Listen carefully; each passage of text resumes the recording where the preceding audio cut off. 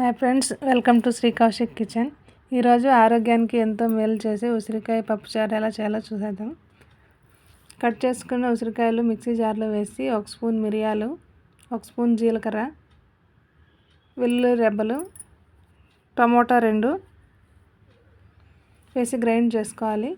ఇప్పుడు ప్యాన్లో ఆయిల్ వేసి 1 స్పూన్ ఆవాలు, 1 స్పూన్ జీలకర్ర, 2 ఎండుమిర్చి, పచ్చిమిర్చి 1, కరివేపాకు. ఇప్పుడు గ్రైండ్ చేసుకున్న పేస్ట్ వేసి ఫ్రై చేసుకోవాలి.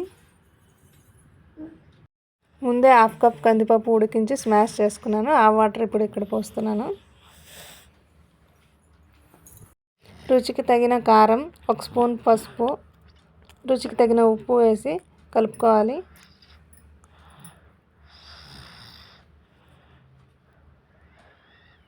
ఫైనల్గా కొత్తిమీర వేసి ఒక 5 to 10 మినిట్స్ మరిగించుకోవాలి.